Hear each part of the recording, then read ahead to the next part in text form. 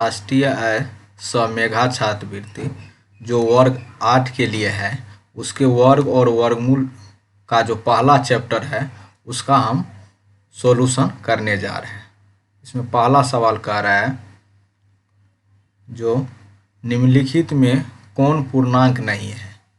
तो पहले इसमें 4 को दिया हुआ है, तो इसका हम सॉल्यूशन करेंगे। तो -16 में 0 जो जोड़ेंगे तो इसका वैल्यू 16 होगा माइनस। ठीक है, उसके बाद प्लस माइनस माइनस होता है, 9 में से -11 जाएगा तो इसका वैल्यू -2 होगा। ठीक है, 5 गुनी 9 करेंगे तो 45 होगा और माइनस का चिन्ह है तो माइनस होगा। ठीक है, लेकिन 37 को 0 से अगर भाग देंगे, तो किसी भी संख्या को अगर 0 से भाग देते हैं तो वो इन्फिनिटी होता है। तो ये सब पूर्णांक है, ये भी पूर्णांक है, ये भी पूर्णांक, केवल यही है जो पूर्णांक नहीं है। तो कह रहा है निम्नलिखित में कौन पूर्णांक नहीं है, तो यही आंसर होगा। ठीक है, नेक्स्ट सवाल कह रहा है जो निम्नलिखित में कौन अर्थपूर्ण नहीं है, मतलब किसका अर्थ नहीं निकलता है। अगर 8 को 2 से भागा देंगे तो 4 दूनी 8 यानी 4 इसका हुआ। अगर 8 में 3 से भागा देंगे तो 8/3 होगा। ठीक है, अगर 8 में 16 से भागा देंगे तो 8/16, अगर कटने वाला है तो काट दिए तो 1/2, इसका भी मान निकला है, इसका भी मान निकला है।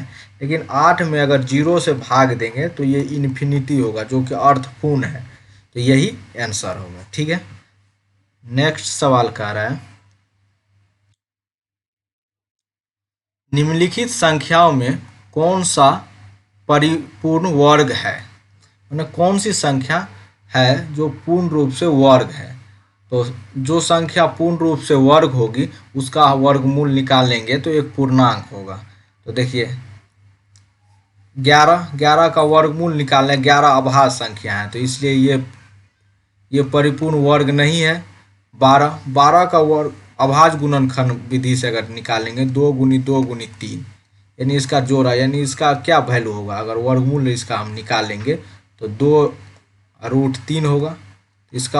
इसका तो पूरा वर्गमूल नहीं हुआ, लेकिन 16 का वर्गमूल निकालेंगे तो 16 का वर्गमूल कितना होता है, 2 गुनी 2 गुनी 2 गुनी 2, 2 का जोड़ा लगाएं, ये 2 दूनी 4 यानी इसका निकल गया, तो यही पूर्ण रूप से परिपूर्ण वर्ग है। ठीक है, नेक्स्ट सवाल कह रहा है निम्नलिखित में परिपूर्ण वर्ग में कौन सम संख्या का वर्ग है। सम संख्या का अगर स्क्वायर करेंगे, वर्ग करेंगे तो वो सम संख्या होगा। ठीक है, और विषम संख्या का वर्ग करेंगे तो वो विषम संख्या होगी। तो इसमें चेक करना है कौन सम संख्या है और कौन विषम संख्या। अगर सम संख्या 1 से ज़्यादा होगी तो उसको चेक करेंगे जो पूर्ण रूप से वर्ग है कि नहीं है। देखिए अंतिम सम संख्या अगर अंतिम अंक 0, 2, 4, 6 या 8 हो, या 2 से हम भाग दे के चेक कर सकते हैं। तो अंतिम अंक देखिए इसका 1 है तो ये विषम संख्या है, ये भी विषम संख्या है। देखिए इस पे 6 है तो ये सम संख्या है, ये इसमें देखिए ये विषम संख्या यानी 256 एक सम संख्या का वर्ग है। 256 का अगर हम वर्गमूल निकालेंगे तो 16 आएगा जो कि एक सम संख्या है। ठीक है, नेक्स्ट सवाल कह रहा है निम्नलिखित में कौन सा परिपूर्ण वर्ग है। पूर्ण रूप से अगर वर्ग होगी, अगर कोई 0 वाली संख्या होगी तो उसके अंतिम में 0 का संख्या पेयर्स में होगा। देखिए यहाँ पे 2 गो है तो ये पेयर्स में है, तो ये हो सकता है। ठीक है, इसमें देखिए 3 गो है, ये पेयर में नहीं है तो ये नहीं होगा। देखिए इसमें 1 गो है, ये भी नहीं होगा। इसमें देखिए 1 गो पेयर लगा, 2 गो लगा, इसमें 1 गो का पेयर नहीं लगा तो ये नहीं होगा। अगर कोई संख्या परिपूर्ण वर्ग है तो उसके अंतिम अगर 0 हो तो 0 की संख्या जोड़ा में होगी, या तो 2 होगी या 4 होगी या 6 होगी या 8, यानी 2 से भाग लग जाएगा। यहाँ पे देखिए 1 गो है तो ये नहीं है, इसमें 3 गो है, 3 2 से भाग नहीं ना लगता है, इसमें 2 है 2 से भाग लगता है, ये है, इसमें देखिए। ठीक है, नेक्स्ट सवाल का चलिए, तो इसमें कह रहा परिपूर्ण वर्ग, तो 1 नंबर हो गया। नेक्स्ट सवाल देखते हैं। नेक्स्ट सवाल कह रहा है निम्नलिखित में कौन से त्रिक पैथागोरीय है, मतलब पैथागोरस प्रमेय को कहता है। तो इसमें होता है कर्ण का स्क्वायर बराबर लंब का स्क्वायर जोड़ आधार। ये तो पाइथागोरसीय प्रमेय कहता है जो लंब का स्क्वायर जोड़ आधार का स्क्वायर बराबर कर्ण का स्क्वायर होता है। तो देखिए सबसे बड़ी भुजा का वर्ग हम करेंगे तो 3 का वर्ग कितना हुआ 9, बाकी का 1 2 का 4, तो दोनों को जोड़ते हैं तो 9 फुटता है, नहीं तो ये नहीं होगा। इसमें देखिए 3 का स्क्वायर 9 होगा, 4 का 16, 5 का 25, देखिए 16 9 25 यानी ये हो जाएगा। इसमें देखिए एक दो को जोड़ेंगे तीसरा ये तो नहीं होगा। इसमें देखिए 4 ये 9, 4 4 8, 1 9 के बराबर हुआ नहीं हुआ, तो केवल यही हुआ, चेक कर लेते हैं। ठीक है, नेक्स्ट सवाल का आता है निम्नलिखित में कौन वर्ग संख्या है, वर्ग संख्या है जिसका पूरा वर्गमूल निकल जाता है तो किसी न किसी संख्या का वर्ग होता है और इसलिए उसे वर्ग संख्या कहते हैं। तो देखिए 12 का अगर वर्गमूल निकालेंगे तो इसका अभाज्य गुणन के 2 गुनी 2 गुनी 3, यानी जोड़ा नहीं लगा एगो का, तो इसका अगर वर्गमूल्य निकालेंगे तो ये निकलेगा 2√3, तो ये नहीं हुआ। 27 का क्या होगा 3 गुनी 3 गुनी 3, देखिए जोड़ा लगाइए अभाज्य गुणन, एगो 3 बच गया यानी 3√3 होगा। इसका 49 का लिखेंगे 7 गुनी 7, देखिए जोड़ा लग गया, बचा कुछ होने ना, तो इसका वर्गमूल कितना होगा 7, यानी पूर्ण वर्ग संख्या है। 99 को लिखेंगे 3 गुनी 3 गुनी 11, अगर इसका वर्गमूल हम निकालेंगे जिसका जोड़ा लग गया यानी 3√11, तो इसका भी नहीं निकला पूरा वर्गमूल। ठीक है, नेक्स्ट सवाल कहते हैं, नेक्स्ट सवाल कहता है 0.09 का वर्गमूल, अगर 0. अगर केवल 9 रहता है, इसका वर्गमूल अगर निकालना रहता तो हम 3 निकाल देते, ठीक है, लेकिन ये 0.09 है इसका वर्गमूल। अगर यहाँ दशमलव हटाएंगे बटे 100 हो जाएगा, ये क्या हुआ 9/100 का वर्गमूल। 9 का वर्गमूल कितना होता है 3 और 100 का वर्गमूल 10, यानी 3/10 यानी 0.3। देखिए इस तरह के सवाल में हमेशा ऐसे संख्या दिए रहते हैं जिनका वर्गमूल निकल जाता है आपके क्लास के हिसाब से। तो 9 का वर्गमूल कितना 3, देखिए हर में 3 है, लेकिन बात है केवल ये दशमलव की। ये दशमलव के बाद कितना अंक है 2 गो अंक है ना, तो जितना अंक होगा दशमलव के इधर उसको 2 से भाग दे देंगे, कितना 1, यानी 1 अंक के बाद दशमलव देना है। तो 3 में 1 अंक के बाद दशमलव, तो 3 के बाद दशमलव दे दिए। ये 0.3 किस में है, इसमें है, तो यही आंसर हुआ।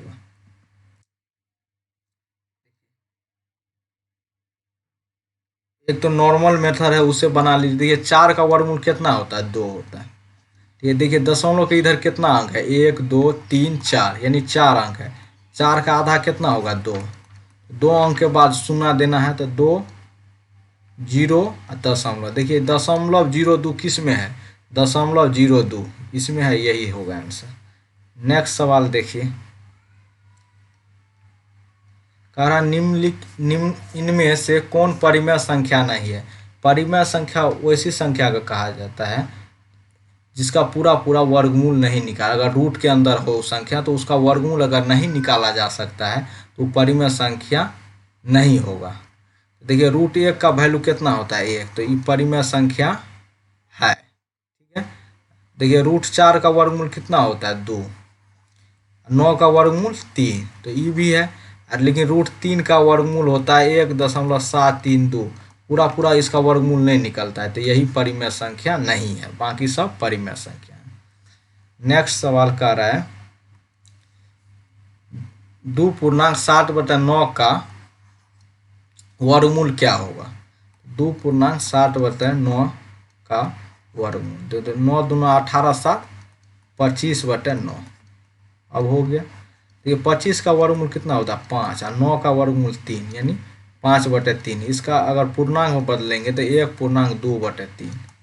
ये कौन सा आंसर है, तो यहाँ पे है 5/3 ही आंसर है, यही होगा। ठीक है, नेक्स्ट सवाल नेक्स्ट सवाल देखते हैं क्या कह रहा है।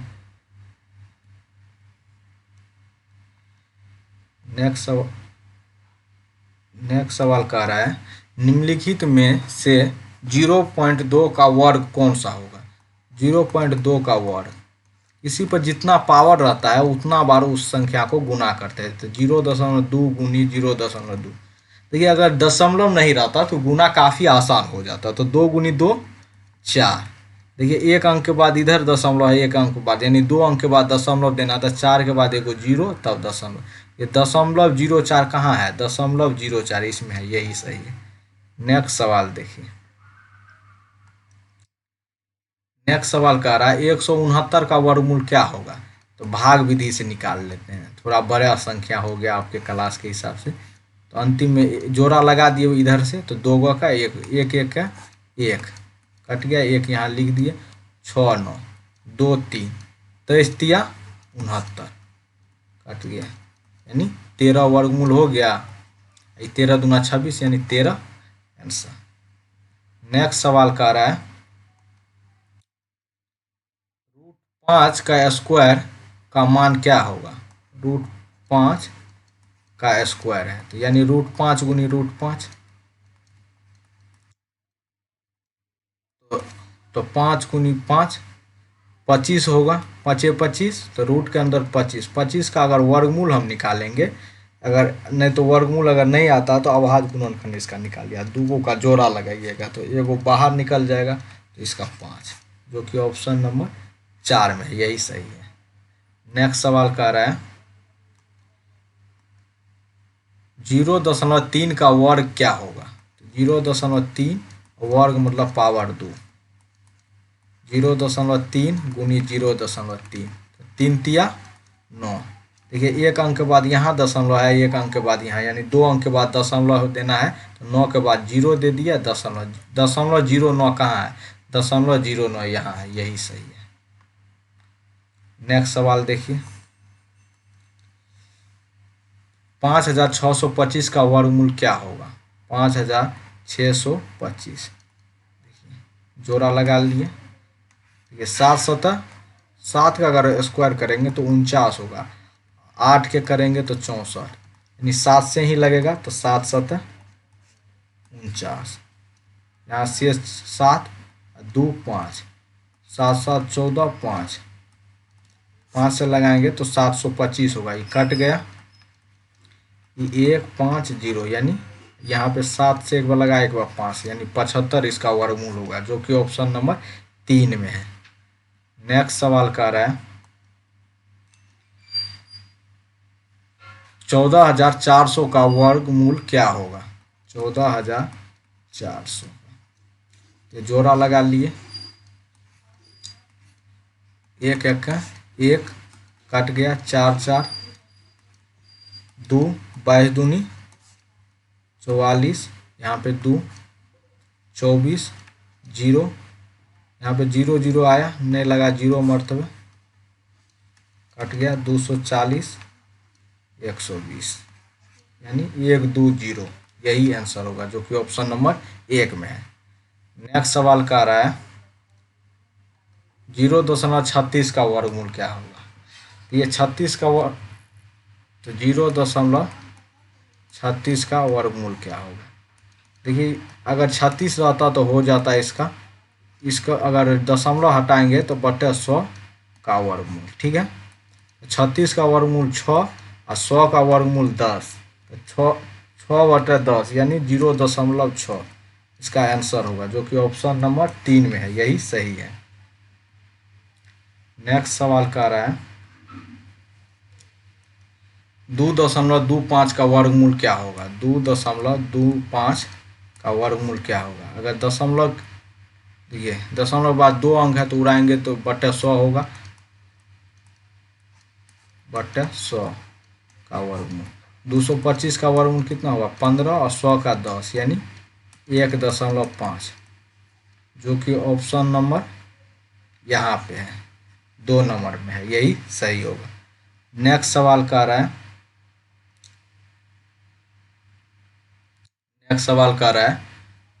0.3 गो 0 9 3 गो 0, 9 का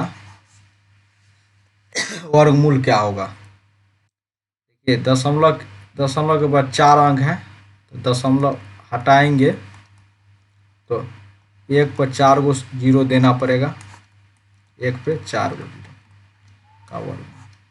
9 का वर्गमूल 3 हुआ, इसका निकालेंगे तो देखिए 1 का वर्गमूल 1, 4 गो 0 है ना, 4/2 यानी 2,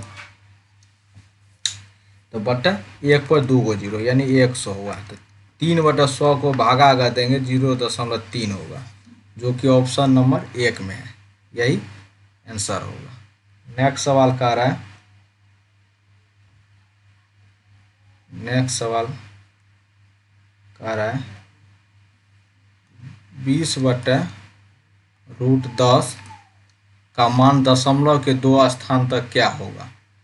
सीधा देखिए, अगर यहाँ √10 है, ऊपर में भी √10 से गुना कर दीजिए, नीचे में भी √10 से गुना कर दीजिए, तो ये हो गया 20/10/10, ठीक है।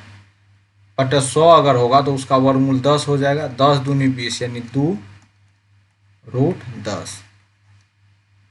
10 का वर्गमूल जो होगा, 10 का वर्गमूल निकाल लेते हैं। 3 तिया 9, 1 0 0 दशमलव 6 1 61 39 00 6 2 6 37 56 माना 3.16, 2 गुनी 3.16 यानी 6.32, जो कि ऑप्शन नंबर 2 में है, यही सही है। नेक्स्ट सवाल कह रहा है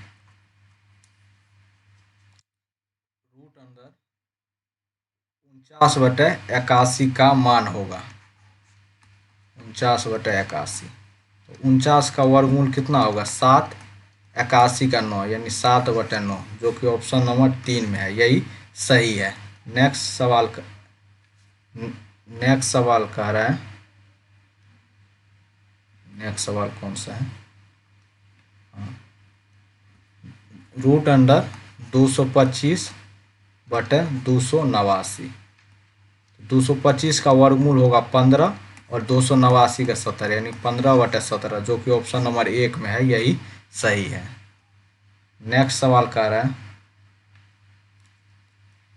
√100/9 का मान निम्नलिखित में से कौन सा होगा। तो 100 का वर्गमूल 10, 9 का 3 यानी 10/3, जो कि ऑप्शन नंबर 2 में है, यही सही है।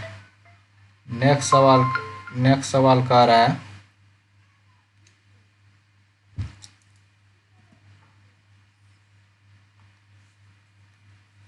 √0.5 का लगभग वर्गमूल क्या होगा। 0.5 इधर दशमलव के बाद इधर से पेयर लगाएंगे, लेफ्ट इधर से लगाना है दशमलव के बाद, तो यहाँ पे नहीं लगता है तो एगो 0 दे दिए, ठीक है। अब लगाते हैं 0 से दशमलव हट गया, 7 7 49 1, उसके बाद यहाँ पे 7 7 14, दशमलव है तो 2 गो 0 उतरेगा। देखिए 0 मरतबे यहाँ केवल देखना है, एक अंक देखना है, 7 8 9 अलग अलग बहुत का भेरी है, तो यही आंसर होगा, ठीक है। नेक्स्ट सवाल 72 का √72 का मान होगा। तो 72 का अगर अभाज्य हम गुणन, क्योंकि ये बड़ी संख्या है तो हम निकाल लेते हैं। 36 2 18, 2 से 9 दूनी 18, 3 से 3, फिर 3 से 1 यानी 2 गुनी 2 गुनी 2 गुनी 3 गुनी 3। तो जोड़ा इसका लगाते हैं जी, वर्गमूल निकालना है तो जोड़ा 2 को लगाए, तो 2 गुनी 3 √2 यानी 3 दूनी 6 √2, जो कि ऑप्शन नंबर 2 में है, यही सही है। मिलते हैं नेक्स्ट वीडियो में।